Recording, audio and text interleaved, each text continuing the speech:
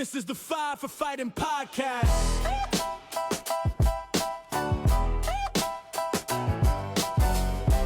This is the Five for Fighting podcast. Fantasy hockey, breaking down the lines. Hello, everybody, and welcome back to the Five for Fighting podcast, episode 10. We made her, boys. We made her to double digits. We got a whole whack of nonsense put out onto the internet now, but today we had our NHL Trade Deadline, and we're going to break it all down for you guys. I'm going to start it right out of the gates. We're going to hop right into Buffalo, and I'll let Devin take it away from here.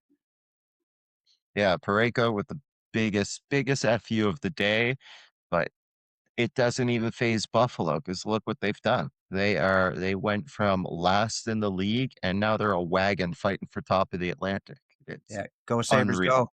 Yeah, I mean, in all fairness of Parayko, I mean, the guy grew up in St. Louis, right? They drafted him. He grew up there. He already won a cup with them. So, I mean, maybe it's not so much he's chasing another cup. It's, I spent my entire career here. I want to stay here. I want to finish what I started and go all the way, right? But like you said, Buffalo then turned around and went out and signed and traded for Luke Schenn and Logan Stanley for their back end. Like it's the guys in the Atlantic and the East are just, I don't know how you're supposed to get past them. Did it for cheap too. They Schenn and Stanley for a second and a fourth. Like you didn't have to trade the farm. You just had to add in a few pieces to the key core they already had. And I'm pretty sure Schen's contract is retained a bit. Yeah. As well. Yeah, he's cut down to, he comes in at 1.38. I can't remember what the retention is, but that's what they have him on the books for. 1.38 for Schenn, 1.25 for Stanley. Nothing. Not bad at all. That's not bad at all. Like Schenn, he's going to add a lot of grit to their team, and obviously Stanley too. Like the boys, you see their six defensemen. They're all big 6 foot plus defensemen. Some of them reaching 6'6". I think Samuelson's like 6'7", maybe. That guy's a fucking Greek god. Yeah, like they're gonna be tough to play against in a 7-game series for sure. Punch Brady Tkachuk in the face and rocked him. Yeah. Just the other night, he dropped Brady Tkachuk with a single right. I'd give him $500,000 just for that. And it's great. Like, I mean, you have Luke Schenn there now. I mean, if you had him there last night when Malkin took a swing at Dahlin with that high stick, Malkin's head would have been through the goddamn glass. Which, on top of it, Malkin got 5-game suspension today for it. Did he? I missed that. Yeah, I missed that. It just came out this evening before we hopped on. He was handed a 5-game suspension. That was pretty brutal. It reminded me of Antonio Banderas and Zorro, man. He fucking right to the neck. Like he was out for blood. Yeah. Well, on that note, though, it was back in the fall. I'm going to say November, October. Peyton Krebs was having to throw down the mitts a few times, and I remember the announcers talking about it. Like Buffalo needs someone else stepping in here. They've got too much young talent. They don't need those guys fighting. Like every now and then, you love to see it. You love to see your guys have a bit of heart and stick up for the team. But you also want to have those guys dedicated to contributing offense and be gritty in their own way, but they don't have to be throwing the mitts down. Well, you've got Stanley, you've got Schenn, and they also brought in Sam Carrick. Don't forget that one. So they've got three guys now on top of, who's the other one they got? Jordan Greenway. He's a big body. But it allows you to kind of filter that in and just put Schenn and Stanley out. It just neutralizes it. It's the big brother effect where you don't have to look over your shoulder as much because someone's got your back. I think this just calms them down even more. Not that they needed it. They've been humming, but it just gives them that little bit of insulation they needed on the physical side. I'm scared of them, man. They look good. They do. UPL and Lions are playing excellent hockey in net. It's scary to see the difference from last year to this year. Finally putting the pieces together. Seems like they're all, whatever went on there, they had that little shake up, and ever since that, it's been smooth sailing. Did they fire the coach, the GM? I can't remember what it was. GM, yeah. And then the new GM came in and Told everyone. He just You told don't. You don't. You everyone don't. on notice. No one's safe. You don't want to play here. Don't play here. You get either If you're get not, on if the you don't want horse to or be here, fuck you're off. not wanted. Yeah, and Yep. I guess it worked because like you look at what's been happening over the past couple of months in Buffalo. It's like you said earlier, Ron, go Buffalo, go. There'll be a few of you Leafs fans crossing the border now, crossing over the lake and cheering for Buffalo now come playoff time, especially if they face off against the Habs in the first round. Yeah. Oh, yeah. Well, us Leaf fans, we don't got much to cheer for right now besides trying to get some first round draft picks, which we did acquire at just before the trade deadline. Is it really worth it though? Well, I was looking something up earlier, and the Buffalo Sabres, speaking of, drafted Tage Thompson 26th overall. So we're hoping to find someone like that in next year's draft with the Avalanche first overall. Well, like you Yeah. can't argue the Avalanche definitely overpaid for Wah. They did. They got a first. You can't argue with getting a first and a third maybe or fifth, Fifth. yeah, for him. So that's like a fair, like over a fair return for him, in my opinion. But at the same time, Colorado also set themselves up now to be absolute contenders for the next 2, maybe 3 seasons with Wah and Kadri in the middle. Even though it was an overpay on Wah, that Kadri deal kind of evens the playing field, I think. So yeah, I think Colorado's going to be. Colorado's going to Oh, be. yeah, and we'll get into the Avs a little deeper, but I am curious on your take with the Leafs, Ryan. Like, you got the first, you got the fifth. They got a second and a fourth for McMahon.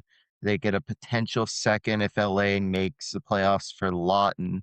So they got 3 guys who went out. I personally thought they were going to do even more. You had OEL on the board. I was hoping they'd ship a goalie. Yeah. How are you feeling as a Well, resident I Leaf was fan or hoping former they were Leaf going fan? to. I'm still a Leaf fan. We're just going to go in remission for a little bit until they decide to make the playoffs again. But no, it wasn't too bad, but I would have liked to see them do more. First round picks were going like fucking candy today, so I was hoping they were going to snag a couple more, commit to the rebuild. We have to finish, we have to commit to a loss now. We just lost 5 in a row. There's no way we're making the playoffs. We got to commit to a tank, get in that top 5, use our pick this year. Now with acquiring the pick from the Avalanche for next year, we could potentially have 2 first round picks in the next 2 drafts when we had none coming into it. So Your guys' luck. You'll fall 6th, and Boston will get your pick. for I sure. really hope so. Honestly, I really hope so. I will pay Fuck you guys. How about fucking that? money to see that. I'm Just sure the you would. ultimate fuck you. Leaf fans haven't faced enough pain over the past fucking 75 years, whatever it's been since we last got a cup. Do you But think they're fielding calls on their big guys, Austin Matthews and Nylander, or do you think they just said, "Fuck it, we'll move a few guys"? Because it seems like they're kind of still sitting on that fence. They're obviously not going to make the playoffs this year, and they didn't really make themselves better for next year either. Like, so I don't really see what the game plan is. They didn't Maybe commit to a see what they can rebuild. do in the off season, but they're still kind of in that same position. They never really freed up any cap space to make any big splashes. no, I agree. The Leafs and the Oilers are in a very, very similar position, in my opinion. And if you look at the points, they're not very far off in points. The only reason the Oilers are where they are is because the West is a garbage conference and only the Avs, Minnesota, and a couple other teams are doing anything. However, very similar positions in that they have everything up front and they got no picks. They got no depth, no nothing, and they've spent all their money on all their forwards. And they need to win within the next couple of years. The Leafs are on the fence and the Oilers are on the fence too. I wouldn't put them in the same category. I mean, you're talking McDavid and Draisaitl to Nylander and Matthews. With what we've seen over the past 2 years, Nylander, Matthews, yeah, you're fair. However, I'm talking their outlook Yes. on going forward. They're And just the same situation. and They yes, never fully committed on a rebuild. They're just kind of Yeah, there you go. sitting on that fence, and they moved a couple of good hockey players and quality depth fellas, and I kind of expect them to get a bit more for McMahon, but they didn't do too bad there. He's a firecracker for them, but if they're going to start selling, why not sell the guys that are super valuable and start to rebuild. Right, they got a big, it's a decent draft class coming through this year, and 100%. I was hoping for it, but we didn't get there. So it's a shitter get off the pot kind of situation. Now they're committed to a tank with the guys that they got on contract. It is what it is. I mean, McMahon could turn around and resign in the summertime if he wanted. Well, that's the thing. Their free agency this year is going to be big for them and what direction they take. My worry for them is you think back a few years ago, Ottawa and San Jose, they had the trade with Carlson, and it was meant to be the big piece that they acquired, and San Jose was going to take off with them. And instead, what happened? They fell off the planet and they didn't protect it. And Ottawa ended up being fifth overall, and they drafted Jake Sanderson. And so San Jose has this down year and they don't get the pick out of it. And then they're in limbo for longer and longer. And eventually then they ship out Carlson and they don't get the full prime value for him and so forth. They ended up trading Meyer, or was it Meyer? No, Hurdle went to Vegas.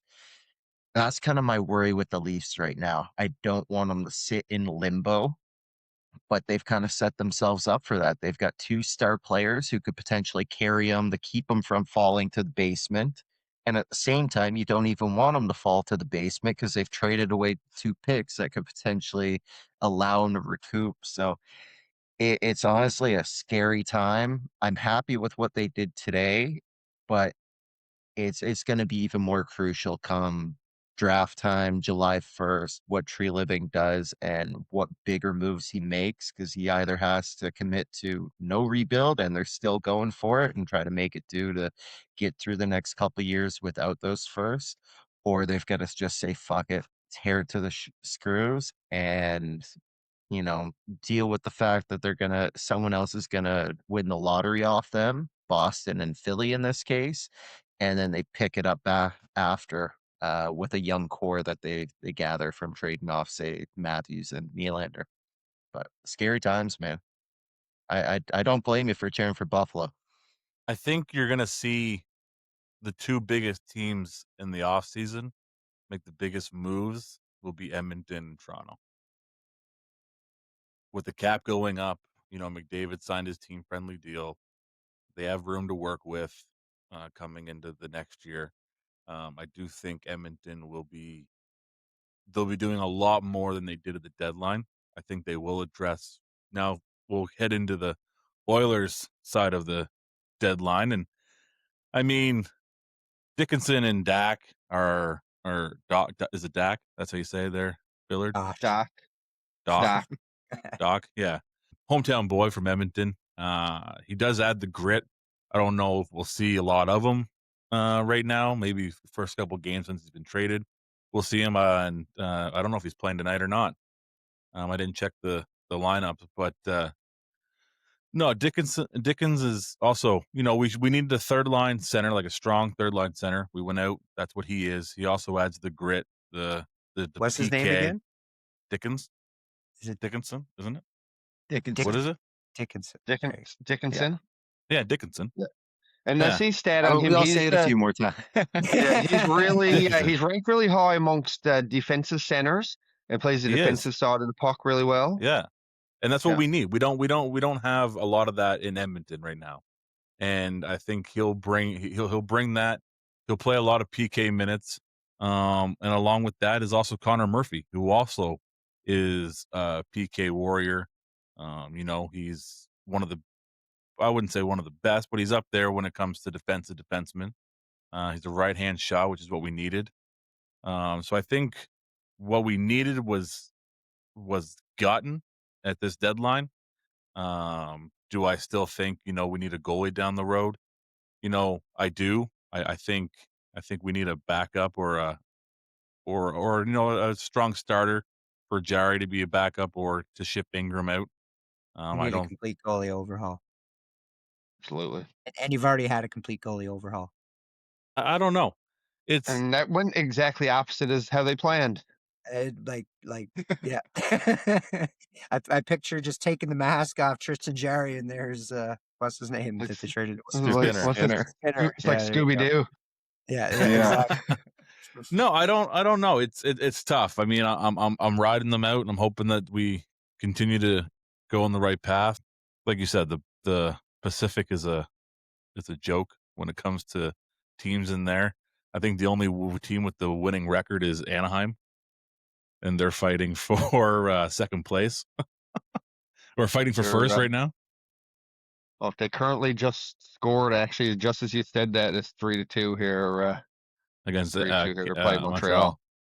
So yeah, no, I'm happy with it. Hopefully, it works out the way we wanted. We did pay a little overpay for Dickinson, but I I believe mean they're that retaining 50% too, though, are they not? yeah, they are. Mm. They're So that retaining kinda- on they're retaining on him and Murphy. So it evens Right. it out a bit. It does, and I mean that draft pick that we the first round draft pick we traded to Chicago for him. That guy's not that pick's not playing until McDavid's 34, 35 years old. Right? So I mean, right now that pick doesn't mean anything to us. We have a window of 3 years, well, this year and 2 years after, for us to win a cup, and I think we will pull off a cup win in the next 2 to 3 years. Hot take: Oilers go out first round this year. Don't win a Zach, cup. Don't win a was cup this for what another you- 20 years. Was this what your crash out was about in the group chat earlier? I didn't go back and read all the messages because by the time I got to it, there was like 200 messages. I scrolled and scrolled and scrolled and scrolled, and it still wasn't at the end. I was like, yeah, I don't got time for this. It wasn't. I wouldn't say it was a crash. It was just more, DJ saying again, fucking wasting McDavid's career away and this and that. And I mean, the man chose to stay, right? We didn't force him to stay. He signed a deal to stay. He went on the Players Tribute and said that he didn't want to win anywhere else other than Edmonton. So I mean, we're not. He wants to do it, right? We're not forcing the guy to stay here and win us a cup. He wants to win it here, and I think between him and Draisaitl and what we're willing to do, hopefully, I would like to see Bowman gone. I don't think he's been one bit fucking good since he got here. Mm-hmm. I was pissed when we signed him. It's not a coaching issue in Edmonton, but I think it's time to Bowman to be gone and bring someone in. Bring in Barry T from Nashville when he retires. How do you even apply for a job like that? I wouldn't mind giving them my resume. I wouldn't mind a new job. I'm currently 9th place in my fantasy league. Can I put that as on my reference? Yeah, I mean, and you still have a shot to make the League. It's playoffs. tough league. Yeah, I'm working on it. I'm not looking very pretty here, but what are you gonna do? But it's I'll Pay try for to the knock group Ryan chat. down here this week, and it'll help your odds a bit. Like I said, Edmonton didn't do a whole lot. They did what they needed to, and that's all we can hope for. So hopefully the next 20 games, we do what the Oilers do and go to the playoffs and watch McDavid and Draisaitl carry them, hopefully to the finals. The first round exit. So speaking of the Oilers not doing a lot, how about we switch over to the Habs, who didn't do anything whatsoever? Take it away, Billard. How would you? Yeah, there's a little bit disappointing, but at the same time, obviously, the way the first round picks were flying around out there today, I'm kind of glad that Kent Hughes didn't get involved because nothing that happened today is going to help Montreal over the next, say, 3 years. They're not really looking at this season. They're ahead of the curve on the rebuild, which we're all grateful for as fans because it's been fun to watch. But realistically, they're not going to, I'd love to see it. They're likely going to make the playoffs, but they're not really going to contend for the cup, I don't think. Again, I'd love to see it. And I hate to even say that, but realistically, they're a couple years out. So to go and make a stab at Nas for what he's going to bring in 3 years when their window starts to open, I don't think is really good for the future of the team. To go out and sacrifice the equivalent of 4 first-round picks or giving up Hage and Gooley and a combination of picks for Robert Thomas, I don't think is the right move when Hage could be Robert Thomas in 2 to 3 years. So I'm glad that he never. He also credited to the moves they made through the season and in the off season when they acquired Dobson, Bolduc, and then more recently Deneau, which Deneau really filled that need. And I loved him when he was in Montreal, and I'm glad that they got him back, paying him a lot of money, but he uh, he plays a solid role there on the defensive side of the puck. So I like to see him there. And also, he didn't want to fuck up the chemistry. And I'm assuming that's talking about Binner because there was a lot of rumors about Binner going to the Habs. And someone here in this group said it once too, that is it really worth bringing an unknown into a good dressing room for, it could work out. It could be the best thing that anyone's ever done and propel them to a cup, but it could also ruin everything all those good strides that's being built. And if you watch Montreal, you see that they're all best friends, man. They all fucking love each other, and to go and fuck that up to try to accelerate the rebuild, I don't think so. No, I'm happy with Montreal. They're still contending, and they're fun to watch, and they're making the right moves when they matter. I was a bit shocked that they couldn't get something done for Line. Yeah, man, it's hard, boy. Who wants to take on that contract? And even if they retained half, still then like that Yeah, but team still is paying I mean, $4 it's or only $5 for the million. remainder of the year. Oh, I know, but still, when there's other pieces out there that can be more effective. Lonnie hasn't played a game in since like November or something. He's up in the press Yeah, box, and it's like now he's healthy again now. And where do you put him? I Do know. you put him? Do you dress him and just like put him out there to take snapshots on the power play? Do you let him take Caulfield's spot and not give Caulfield a chance to crack 50? Like it's a hard spot, and I feel bad for the guy. Like he could go out there and work like a son of a bitch and earn a new contract for himself, and that'd be unbelievable because he helped Montreal go to the playoffs last year. When you get like 20 goals, he had X number of power play goals. He was phenomenal. But I said it then, and I'll say it again. As soon as they put him there on his off wing on the power play, Cole Caulfield stopped getting his looks. So it's a double-edged sword there, and it's hard to know what to do. But at the end of the day, he's making $8.7 million a year, and it's a hard contract to try to move. Yeah, and I'm with you. I like that they didn't sell the farm right now, especially you've heard everyone talk about it lately. It was a seller's market this deadline, and that's why Nick Waugh was able to fetch a first round, and some of these other guys that you wouldn't necessarily pay that much for, but it's just the nature of it. It was a high asking price all around. So why are the Habs looking to overpay? And one thing Kent Hughes has done very well is he's found, we'll say, maybe not diamonds in the rough, but he's found pieces that fit into his scheme. And he's been able to do it at the draft, where I find the deadline has a bit more pressure, spotlight on you. You need to make that big push. Kent Hughes is a bit more patient and he waits for when it's a bit more reserved and teams have a bit more flexibility too, because you've got not so much a movable cap, but you've got the whole off season to rework your structure. Whereas at the deadline, you're kind of snake bitten on what you can do, who can actually engage, who could actually take on 8.7, who's willing to come in and retain if you pay him off a piece. So there's so many more moving parts. And I think to have the patience and the foresight to not given given to the pressure right now, I think was fair. I am a little shocked on the goaltending, and not only for the Habs, league wide. I don't recall seeing a goaltender traded today or There wasn't. acquired, and There there were a were too few. There many. were a few on the move. There are a few on the market, but again, I'd say a seller's market. So people Yeah, just don't have the funds to take on a $10 million Bobrovsky, I'm assuming. yep, One last point I'd like to make on the Habs before we move on, that I was doing some reading and some thought on it, and like thinking a lot about Robert Thomas and how fantastic he'd be to Montreal's top six, and he'd fit in really well. And you put him in, he could play in Suzuki's spot. Him and Suzuki are very similar players, but he's not going to steal his spot. So he's essentially going to be the 2C playing with Demidov and maybe Kapanen moves to St. Louis in that deal, but they wanted Hage, and Michael Hage needs to be a Montreal Canadian. I don't know if you guys are familiar with when he was drafted. He has family roots from Montreal. His father was from Montreal, and I believe it was his father was from Montreal, and he passed away just before the draft.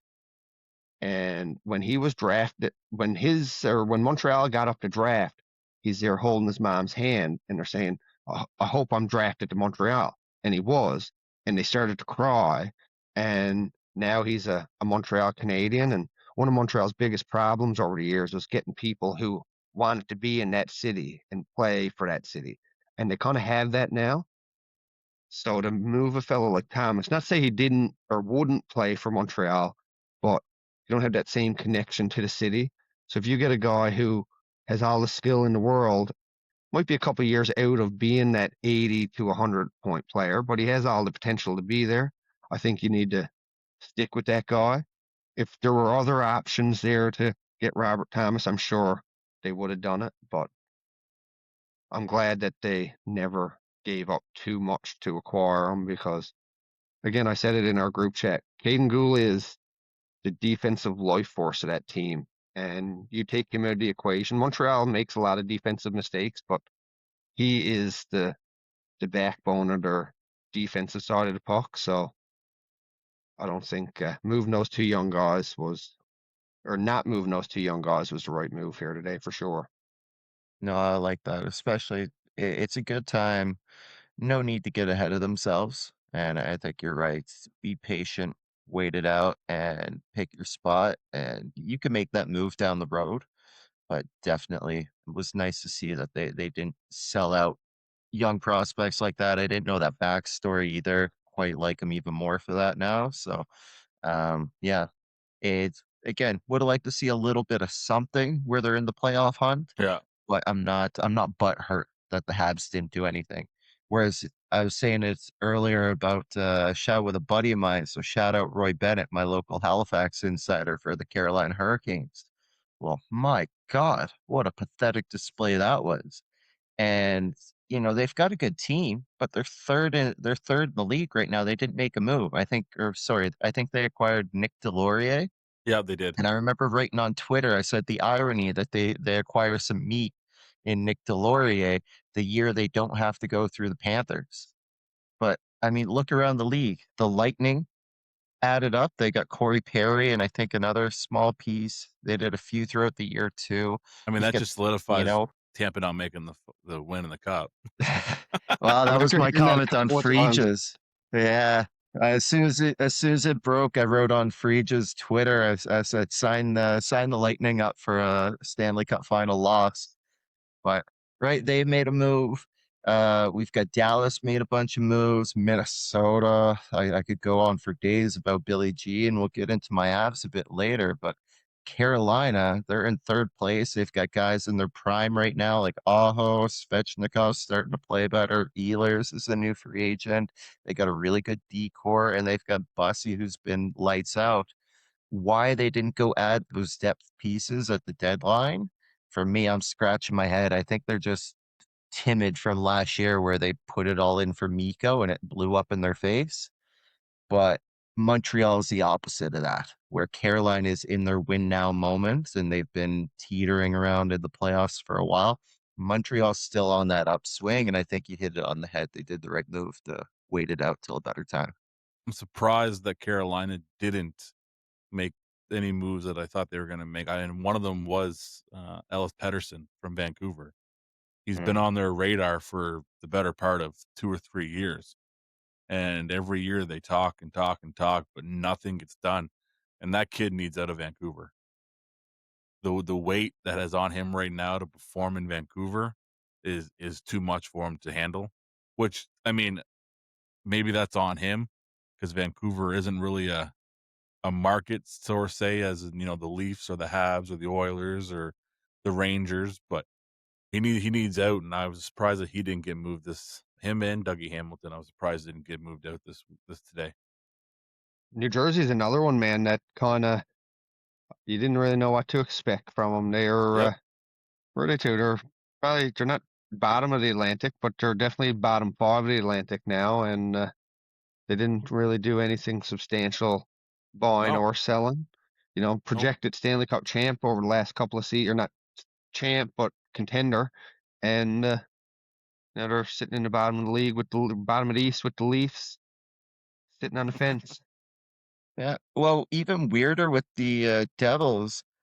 Flashback a few months ago, and they had Dougie Hamilton sitting out. They just sat him, and with the expectation he was going to get traded, I think more than anyone, I'm shocked that he didn't get moved. Yep. And yet, the rumors I was hearing out of New Jersey were they are actually shopping Simone Nemec, their young right-handed offensively inclined defenseman. And to be honest, as soon as I heard that, I was like, you know what? If the Leafs were going to do a rebuild and build, I mean, Ooh, Ryan had it in his breakdown what he wanted for Toronto. He wanted to build a young decor, build from the back end out. If you're going to switch out some top end talent and bring in a guy like that, if they're moving him, why not make a stab at him? But they didn't move another anyone. They didn't acquire anyone. Yeah, there are a few teams that, we've got a few more we'll get into that did a phenomenal job, but there's a few right in that middle kind of dead zone where you're just scratching your head like, what the fuck were you doing? Speaking of the teams that did well, how about you get into the Minnesota Wild? Yeah. I'm and we got obviously I'm a bit torn by it, obviously, because as an Avs fan, I hate it. yeah. As a Let's get a hockey wheelbarrow here fan, for Billy G's big old nuts. my goodness, yeah. Fucking balls Like of look steel, back man. at like what has he done this year? Big one is Quinn Hughes. He he comes Biggest. on the market. Billy G goes, I got all 4 targets for you, done. Then he comes out this deadline. It's Mike McCarron, who's been a solid. I've got him in fantasy. He hits, he fights, he wins draws. He's going to be an amazing physical shutdown center, either third or fourth line, whatever they want to do with him. They got Petrie, McCarron, Brink, Brett Foligno in, play with his brother. That's the That's the one, big one. Foligno Nick Yeah. Foligno. story. You see the one Yeah. Step Brothers? They cracked their faces in. Yeah. They- I Yeah, that shared was that on so our good. TikTok. yeah, but that's huge, Yeah. right? Like the fact that those two brothers can play together, and I know Marcus is a big part of their leadership core. So you bring in Nick, who former captain of his team. Like, how long before Bedsy gets to see next game? Did they announce Well, anything yet? he got the A as soon as Murphy left. Yeah. So I don't know. Yeah, I think I say they run to the end of the year. I say they name him To the captain end of in the the year. summer. Yeah, for sure. Let him have the A. So who's the captain now? No one. They'll run. No one. They'll Keep run it all. four. They'll run 4 A's. Gotcha. Yeah, I gotcha. Yeah. Olympics, you have to. NHL, you don't got to. Yeah. Yeah. Well, ironic you bring up the Olympics. Like we're looking at Bill Guerin, and he assembled an Olympic gold medal winning roster, and you can't even include that, and he's still probably a shoe-in for the Jim Gregory GM of the Year award. Like his body of work this year, just as a hockey fan, take your cap off to him. He's done a phenomenal job. If you're a fan of that team, you're just thrilled. It's when you're going into a deadline and you're asking, what do I want from my team? And you see your GM go out and act in that manner, you can live and die on that sword. And He wasn't I scared. applaud him for what he's done. It's scary. They are deep. The one thing they didn't do, because I look at it, you've got Hartman playing up with Kaprizov and their other winger. And they've got Eriksson Ek, who I think is a perfect second line center. Solid. They don't really have a true number one center. It's really the only area they're lacking. So I thought if they had brought in Trocheck or Kadri or one of those big names that were floating around, that would be the one like last little piece to add in. But they weren't really around there. As you can see, none of them got moved. So with what he had to work with, I think an A+ out of Minnesota. Job well done, Easily. Bill Guerin. Think about how much shit he got at the beginning of the year when he signed Kaprizov to Oh, it's still Yeah. fucking big shitty. contract. Still shitty. I still can't get over that. But He made up for it. And Cap is, I still again goals per dollar made is still pretty high, but he's scoring goals, man. He's letting the Oh, league know that he's trying to earn his this is 17 million. this is what we earn. We score 40 and 50 goals a year, and this is what you pay us.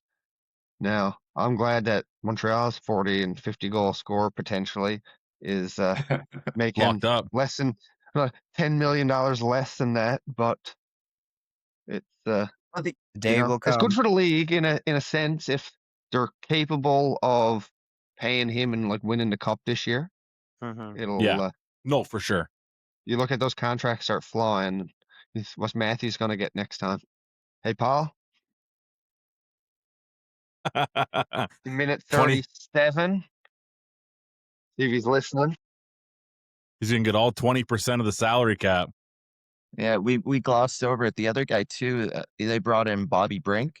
He's a scoring winger out of Philly, a little water bug.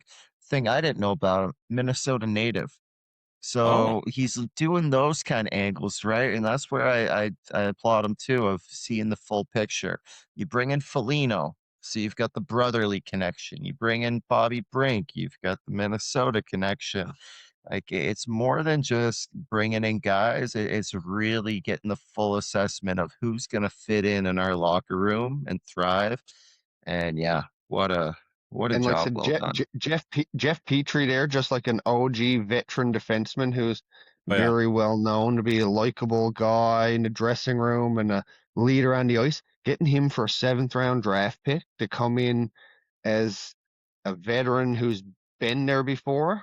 He hasn't been there in a while, but he knows the playoffs, and so I think he'll do nothing but help him either. And for a 7th-round pick, well, I mean, at what they're drafting at, that's a throwaway. And he was at points. He was a very very high scoring defenseman. He could He have was. Man, he was he very, could go on a very. rip in the playoffs, and he could be I one of those guys that love change. Petrie as a Heb. Loved him.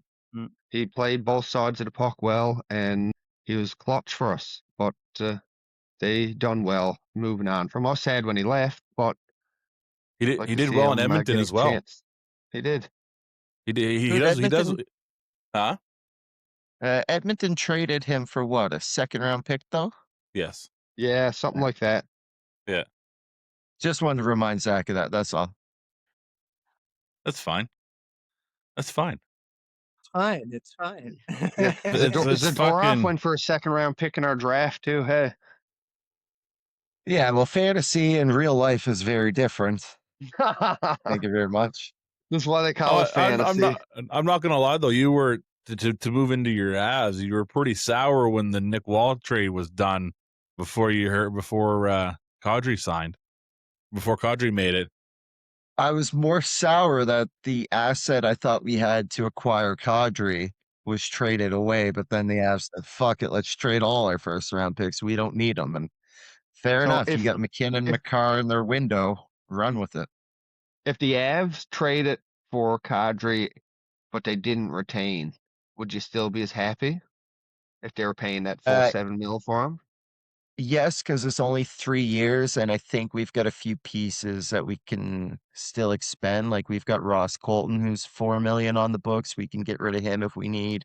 Heard rumors that Val Nichushkin could be going out. I don't want that. I don't Just think that'll happen. dangle a It little would. baggie in front of him, and he's gone for a couple months. Well, that was the only thing that was kind of the saving grace there. I was like, at least we know we're going into a playoff Sorry, run Val. where he's not getting on the fucking gear. That would be a nice touch too. But so the big thing on the salary retention is making sure we've got room to extend McCarr. His if he's anything, I don't know if we're doing a plus minus this show, but I'd be curious if his number is going to be under 20 million because he'll get the 7 by whatever, and he's got a Kaprizov number where he goes to McFarland and Sakic, blank check, sign it, done. So they're keeping whatever they need open for him, but we've got a few pieces that at that time, if the number is too big for what they have available, they can move it out. And by the time it really, really gets penny pinching, I think Nas's deal will be off the books and we should be able to stomach it a bit better. Quick question: how many years out are we from a $20 million a year hockey player? Let's say next year, the year after. No, Who's going to be? if McDavid When's Matthew's doesn't, deal up? his is up in 3 years. 2 He years, has 3 years left, I believe, don't he? 2 or 3. Yeah. Yeah. 29? So McDavid's done in the end of the 2028 season. I would say if they win their cup, no matter what, if they don't win their cup or they do win their cup, I think McDavid will be the first player over $20 million. That's on Celebrini. You took the words out of my mouth. I was going to say Celebrini's ELC expire. I think he's able to extend this summer. So is Bedard. Yeah. So, but Man, well, yeah. But imagine going from Their next contract. 900, not going from 900,000 or 950, a million, let's call it a million, to 20 million a year. And I've Make seen $1 an million interview where talking about their roommates, and I guess it's company policy. The fellas on their ELCs share accommodations when they're on the road. So I just find that hilarious, right? So you got these young fellas, they're the best in their class, gone off to the Olympics, and when they're playing in San Jose, they're just sharing a room. Now they love it because they're all buddies, but I just find that pretty funny. Like it puts me in mind of like when we were traveling and you had to bunk up with the boys. I watched a few of those videos of Smith and Celebrini, and those two are like fucking inseparable. Toffoli on the cot. Oh yeah. what was that thing? I remember that conversation. It was If they won or if they scored or something, that Toffoli would have a sleepover with them. yeah, I don't know if it was Toffoli's wife or the coach said we won, so now you got to do it. Because he's like, I'm not fucking doing that. I'm not sleeping on a cot. He's like, I'm 34, 33 years. I ain't doing that. And then they won the game. I can't remember if it was his wife or the coach. They were like, you're doing it. Oh, the bet's a bet. And he seems like he loves it there too with the young guys, right? Like, how can you not? The boys are, and you hear from them, like they seem like they're kind of just goofy and just loving it. So yeah, seems like a pretty good dressing room to be in as well. There's no pressure. Same vibes as Montreal, to be honest with you. Yeah, it is very similar. And, they obviously have a better player there in Celebrini than anyone that Montreal's currently looking at. But I wouldn't hesitate to be either one of them. I'd love to have Celebrini on Montreal, but that's neither here nor there at this point. Note again on Celebrini, like we talked about over the Olympics, kid's unreal. And you said he's better phenomenal. than anyone in the Habs. He's going to be better than anyone in the NHL. Well, that's what I mean. I'm going to see him on Saturday. Actually, I'm going up to Montreal. Nice. So it's going to be nice to watch it live and just to see how fast he actually is. Because I find whenever you go to a game, it's just like makes it look.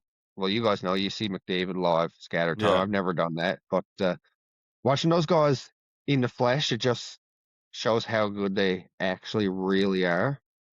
Yep. I watched Bedard this year too. Kid's quite good. You were saying, Bedard, yeah. Yeah. You were saying, for example, like watching Celebrini the Olympics and stuff. I think it was McKinnon said during the Olympics that in one of his interviews that watching Celebrini play in the Olympics, like he's going to be the best player in the league, in the world one day, if he's not already there. And that's coming from the second best player in the world right now. He might be there. Like, I think Connor is an amazing player, but seems like Celebrini just that drive that he has is different too. And McDavid turns it on and off, whereas it seems like so far in Celebrini's small, short career, seems like he's just always on when he's on the ice. And he reminds me of Sidney Crosby. He really does. He do a lot. They played Montreal last week, and there's a couple times like he had the puck for like 30 seconds. He'd kind of make a little play, get it back. He's burning guys. He's getting the puck deep. He's in the corner, fucking fighting for it. And when you got your best player doing that for you, you're going to win hockey games. Yeah, no, 100%. But now, before we get away from the trades and all that, the one that shocked me the most was the fact that after 17 seasons, John Carlson got traded from Washington to Anaheim Just going to bring at up. 1:00 in the morning. Mm-hmm. Crazy. The guy had to wake up to find out he was traded. He gave his I think he had a 10-team list he had to give, and the Ducks were one of the ones that wasn't on it, and they said, "You're gone."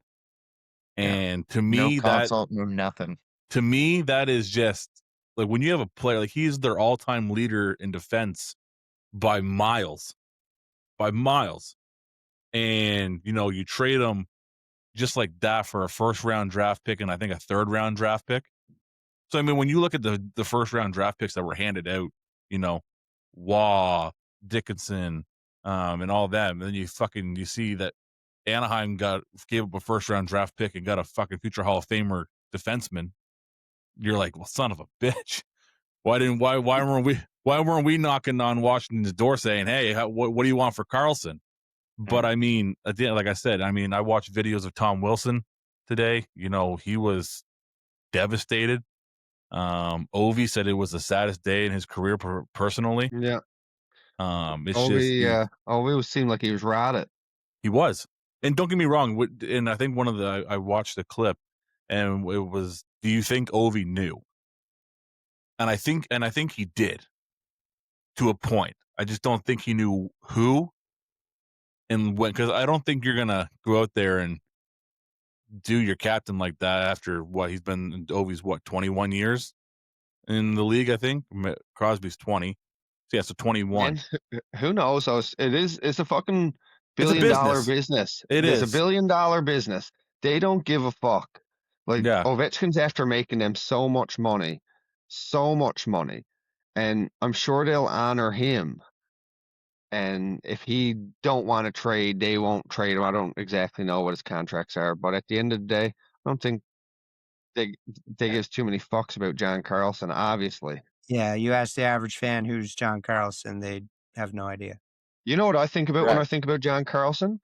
Fucking the World Juniors when he scored that overtime winner. Fucking rats me every time I think about them.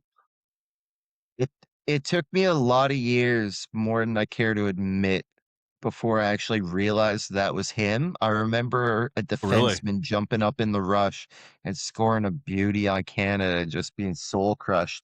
And then it was a lot of years later when I put two and two together. It was hard to cheer for him, but I loved him on Washington. That's how I always felt about him. I could never fully cheer for him because of that moment. But he's an amazing hockey player. Stats on him. The year they won the cup, he had 20 points in 25 games in the playoffs as a D-man. Nice. Plus, I think he was plus in, what did I say, 25 games? I think he was like plus 14. Phenomenal. His career is 771 points in 1,143 games played. Like a stellar offensive defenseman through and through. But the Caps are 4 points out of the playoffs right now. They're 2 games ahead. They've played 63. The rest of the teams they're chasing are at 61. So, last year the Caps kind of got carried through on momentum from the Ovi goal chase. And you can see it's like the winds out of their sails this year. They just don't have it. So they ship out Carlson. He's a UFA next year. So you get a bit of something back for him. Maybe you want to re-sign him in the offseason. Who knows? And they also ship out Dowd. Dowd went to Vegas. What's his name there from? He's played for Orpik. Isn't that what Orpik did there? Brooks Orpik. Didn't he get traded and then at the fucking free agency turn around and re-sign with the team that traded him to get the draft picks? Yep. And that's like, why not? If you're able to do that, like all the power to them. That's a risky play when you're buying rentals and you're looking to make a run. Like these guys are, you're buying them essentially for 20 games of hockey, so they don't get paid for the playoffs, and you're buying them for hopefully 20 odd playoff games, 16 wins. But if it don't pan out and they don't want to stay, I mean, look at fucking Rant last year. He didn't give a fuck. He wasn't sticking around at all. He didn't want to go to Carolina to begin with. Yeah. And I don't know. Carolina's one of he those tried. places though that nobody seems to want to. It's not on anyone's radar to go to Carolina. You know what I mean? I've never been there. I don't know much about the city, but seems like the culture that was created there is the not one that fellas want to stick around in. But it seems like the guys that are there enjoy it. So I don't know if Yeah. From they.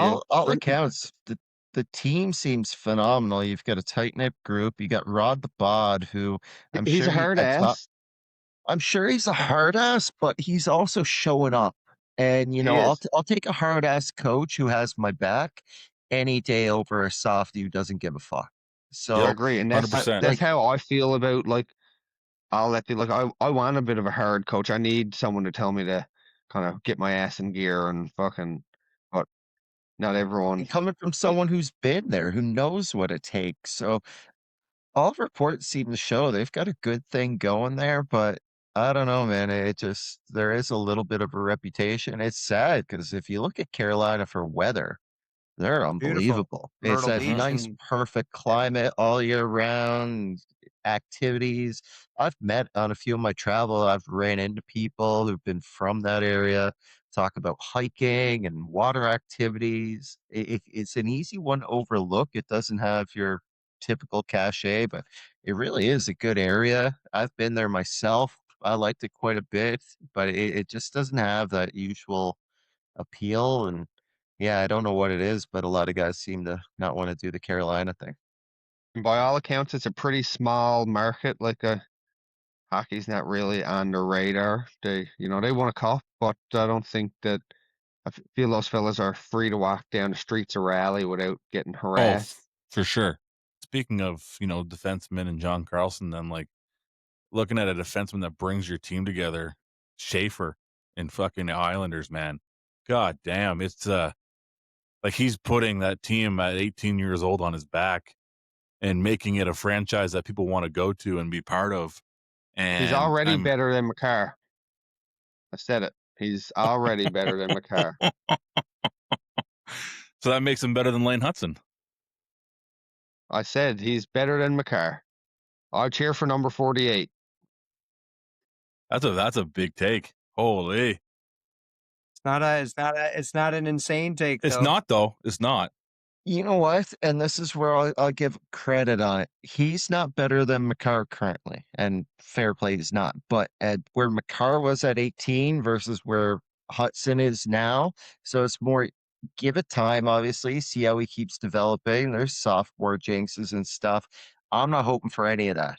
Honestly, I I don't kind see of hope any of he that. does become it. Like everything about this kid, he's on pace. Was he at 20 goals now? And the He's 20 record is goals. Brian Leach.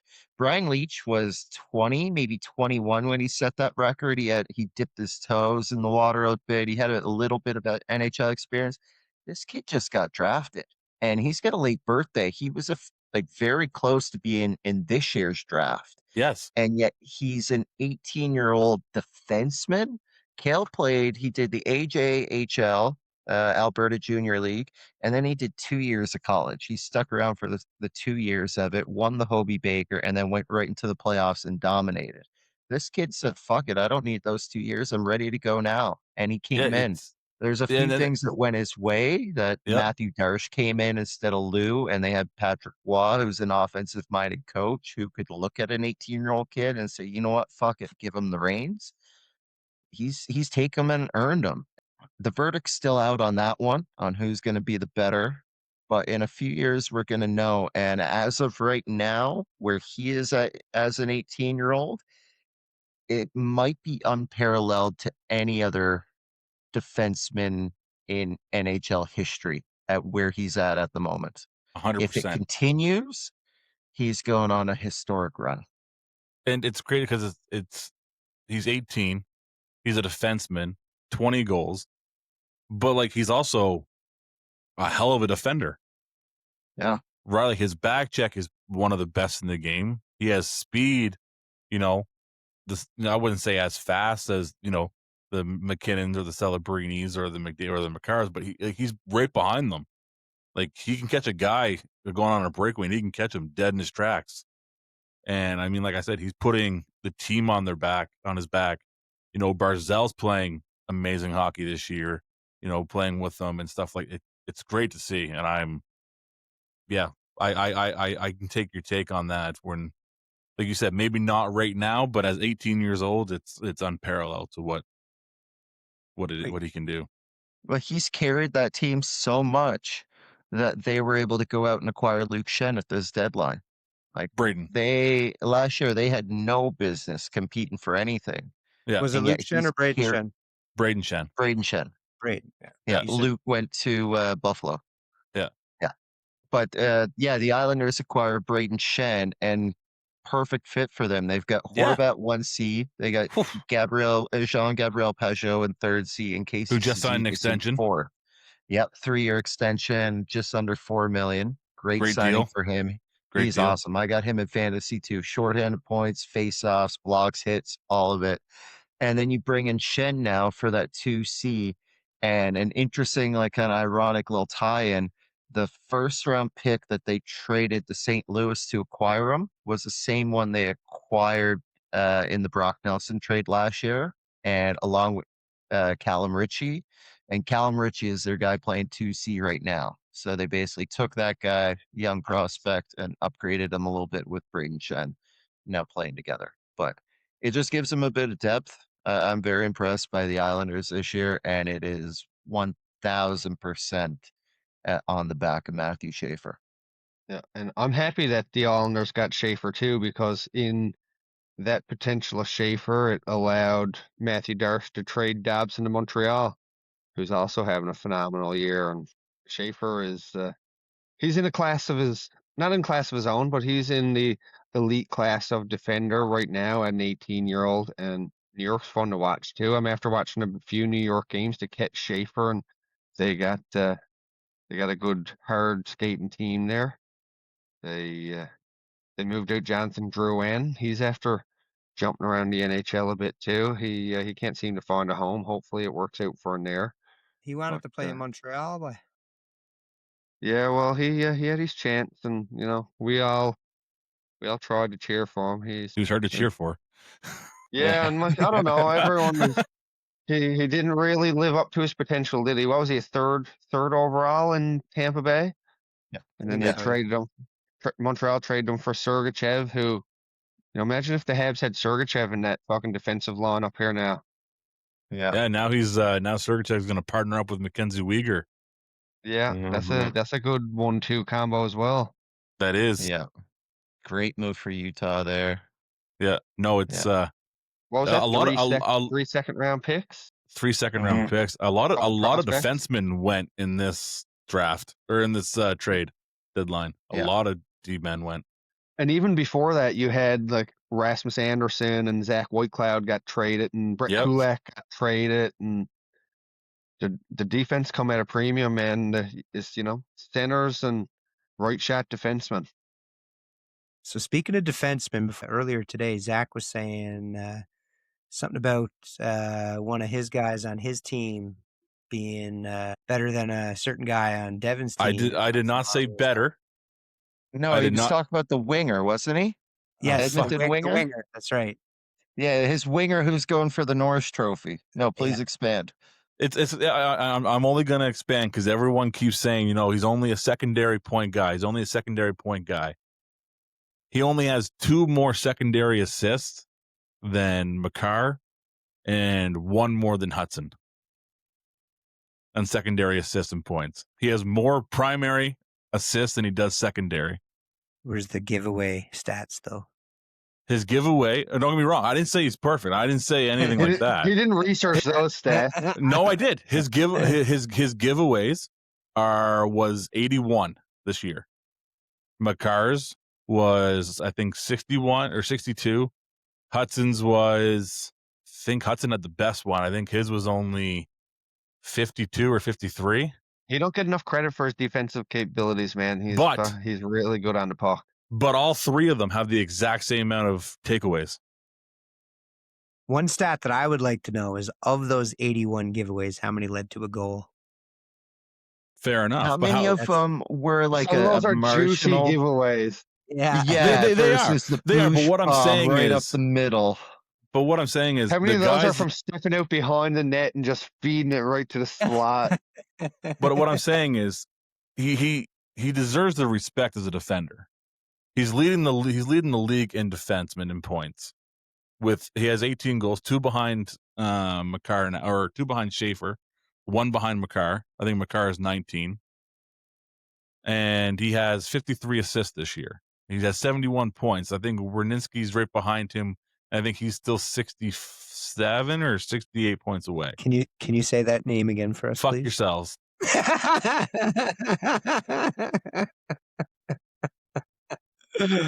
Fuck off. You all have issues with certain names. You had one at the beginning as well there, Ryan, so go fuck yourself. No, it's I just want him to be in the same conversation when it comes to Makar and all of them. Because he deserves to be in it. And I want more money and 3 inches of cock added on, but you can't always get what you want, man. I mean, he got his more money. He got Like I his more said in the money. group chat, man, Mike Green was a hell of a defenseman too, but he never won no Norris. Who went to Norris first, Hudson or Bouchard? I'd say Hudson.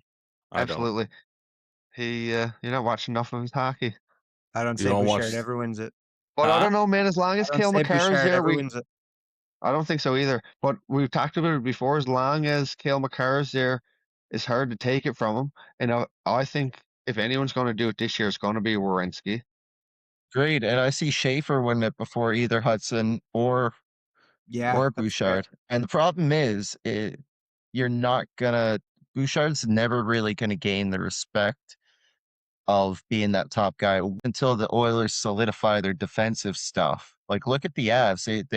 They take mediocre goalies like Blackwood and Wedgwood and they turn them into studs because they've got an amazing defensive structure. So until the Oilers have that type of identity, Bouchard's not going to get his props. For sure.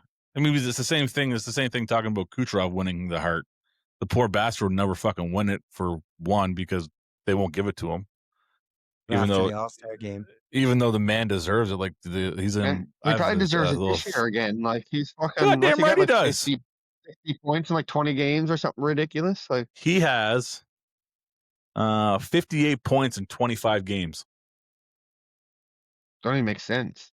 It's like playing fucking video games. Well, when McKinnon says he idolizes Kucherov's game, you know there's something there. He's so smooth, man. He's like Datsuk, but it's different and It's crazy.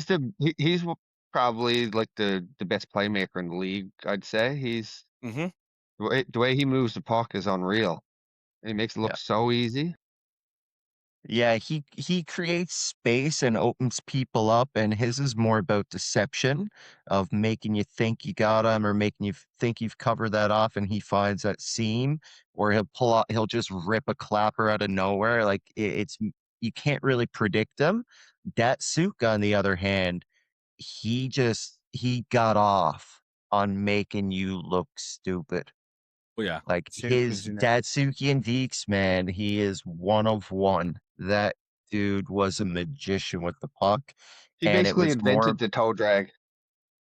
He was more about, he wanted to make you look bad more than he wanted to score. Where Kucherov just wants to get on the board and he's about winning. Datsuk just wanted to put it down your throat. To go back to Makar there for a second, that's one thing I separate Makar with any of the other defensemen competing with him. Talk about Kucherov in the zone, making plays like that. Makar does that in the defensive end. He opens guys up. Like just even in the watching him more during Team Canada stuff, some of the defensive plays, like just a little quick bang, bang, bang around a guy. Like you'd see guys try and get it out of the zone real quick. He's so confident. He'll take the puck around a guy in a phone booth and then get it out. Like he's on a different level. Except for when he got cakewalked by Boldy. That was a nice goal. You can't. It is what it is. That was a nice goal. It wasn't. I'm not taking that against. I'm not taking away from And that was Boldy. also Taves. That was also Taves, not Makar. Makar was there, but he wasn't the one who got walked. They both got walked. He split them and walked right down Broadway. Nice goal. That was gorgeous. You can't take that from him. How do you like? the end of the But it day, shouldn't you have got a happened. guy. It shouldn't have happened, but it's still that it was a double tap in the air, man. You're watching the puck. You get lost How in do the you moment. defend that? Man, It's hard. Colorado's players just really fucked Team Canada. What was it? What was the chat? I think BJ said something about McKinnon, and for like the next few years is going to dominate. And I commented on there and said, as long as it's not from the left in an open net. Yeah. You see, he missed that again. He did. He missed her again. Might have been the first game back from the Olympics, maybe the second game. Had to open net and center wide. But Well, he scored one poor in guy. Game 6 of the Stanley Cup Final that they went on to win against Tampa Bay. I don't know if McDavid's got one of those goals, so suck that one. Just tell you, I wouldn't want to be that fucking poor stuffed animal. Is all I got to say. Oh, the look on his face when they handed that to him was like, "What the? I don't fucking." Is this? He didn't want the silver medal, let alone a fucking No. stuffed animal. They don't give a fuck about that. But You see how they cropped in the meme for Marchand, but they put instead of the stuff rat? bunny, they put it as a rat. Yeah. No. If there's any silver medals from Milan going around, I'd say it's McKinnon's. That's on eBay. Yeah. But I'll be looking for him. Before we head off here, though, I did have a little splurge there. I know we don't talk about, the up and coming youth and stuff that much, but I did have a point on there from the AHL here in Edmonton or in Alberta. There's a kid here called Madden Denault. I think that's how you say his last name. Like I fuck up everyone's last name, so Matt could get her. Denault. I think it's Denault. But he's part of the Alberta Elite Hockey League here in Alberta, and he's U15, and he put up 65 goals, 84 assists, and for 149 points in 34 games. Impressive. What's number? He's projected under 15. Yeah, so he's 14 years old. He's projected to go fifth. Oh, he's projected to go in the top 5th of the WHL draft this year. What the fuck are the top 4 then? Yeah, like he's not going 1 overall. Like, who else they got coming up here? 150 points. Yeah, so I just just wanted to get, like I said, we don't shout out the up and coming that often, but that came across. What's his name again? Fuck off, doesn't matter. No, I'm Madden Denault. I genuinely just needed to I think it's name. I think it's Madden. We give Zach a complex. So Madden Denault or Madden Denault, if you're listening and you ever want to come on for an interview, you're more than welcome. Yeah, We'd love to have like you I on. said, 149 points in 34 games. It's fucking atrocious. That's wild. It's like we have a thing here at West Edmonton Mall. It's called the Brick Invitational, and like you have like Zach Parise comes and coaches his kids team and stuff like that. And you watch these like 7, 8, 9-year-old kids. Oh man, Jesus I'm after watching Christ. some games in the skill these kids have with the puck now is unbelievable. Their cycle game is what gets me. These young kids cycling the puck around and moving it so cleanly, and it's like, man, when we were playing when we were kids, it was just like dump it in, crash the net. Like, these kids are on a different level, man. The cycle game they do in the passes and the crispness and just the intelligence in the game. It's amazing to see. Yeah. So well, on that note, boys, we're getting late into where I know the guys on the East Coast their eyes are getting a little bit heavy. So I think we can call her a night here now on episode 10. Thanks again, everyone, for stopping by. That was your trade deadline overview, episode 10. Be sure to like all our stuff, hit all the buttons, follow, subscribe, share, whatever, all that fun stuff. And yeah, we'll see you guys next time. have a good one, boys. Good night, fellas. Go See you Buffalo! Just throw up my mouth. This is the Five for Fighting podcast.